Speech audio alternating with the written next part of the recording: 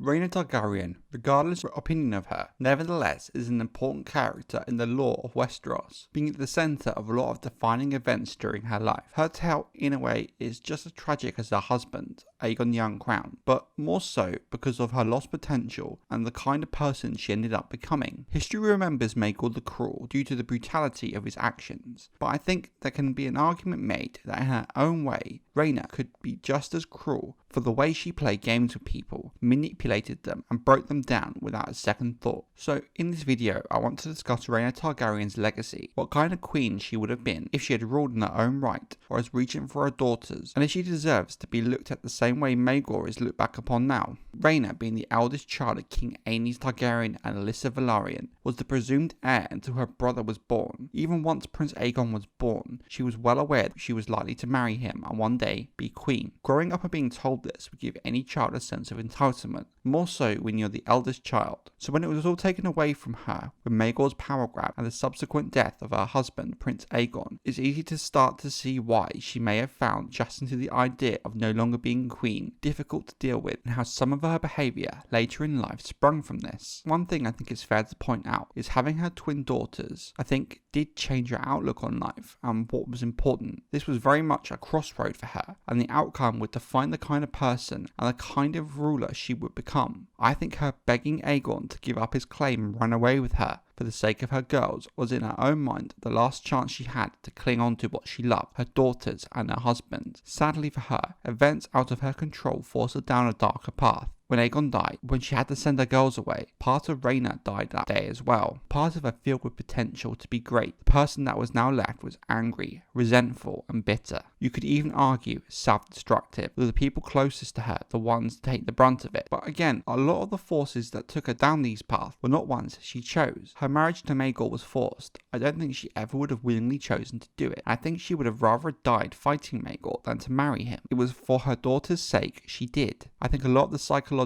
issues she would have been dealing with would have only been compounded by marrying the man who killed your husband, despite the fact she was officially made a queen. All this trauma is why I think that after Maegor's death and Rhaegar Baratheon and even her own mother put her younger brother Jaehares on the throne, she really didn't put up much of a meaningful fight. Her running away to Fair Isle was in a way her regaining control over her life by having her own small court, even being known as the Queen in the West. All the while Mark Farman was lord, Rhaena seemed happy to rule her court due to the freedom she was given by him. But after his death and Franklin Farman becoming lord, she lost much of that freedom given to her. In effect, she lost control and her small amount of power with it. It's with this that she was sent back down her self-destructive path. Her relationship with Jaehares and Alsyanna is something I find very interesting. It's clear that she loves her siblings and tries to teach Jaehares the harsher side of rule. I think as to ensure what happened to her father and husband does not happen to him. But at the same time, you can tell she resents the fact his claim was pushed over hers, or even her daughters, who by rights were the rightful heirs. Preston Jacobs has a theory that her travels around the Westerlands and her court of favourites was her trying to gain support in overthrowing her brother, putting herself or her daughters on the throne. I don't personally buy it, as I don't think there's enough evidence for it yet, but this does highlight the strangeness of her actions during this time period. Thus far, her actions may have hurt or led others to harm, but as much of it could be put down to the trauma she faced. But I would not class her actions thus far as cruel, mentally or physically. But I think what is clear is that her need for control and erratic behaviour would have made her a bad ruler in her own right, or as a regent for area. I think Rhaena knew this as well, and that's why she may have not pressed her claim or her daughter's claim that hard. For me, what makes Rhaena perhaps cruel is her treatment of Andrew Farman and the damage it would cause to the people around her. In Andrew's own words, when he married Rhaena, he was full of potential, but as years passed, that was chipped away from him. He became a joke and nothing more than a cupbearer. Andrew's actions, poisoning all of Rhaena's friends systematically, was obviously a bad thing to do, but not surprising in the least. Rhaena's cruelty broke him and made him snap. Andrew was right to tell her she only had herself to blame, as he was a monster of her own creation, albeit probably unwillingly. But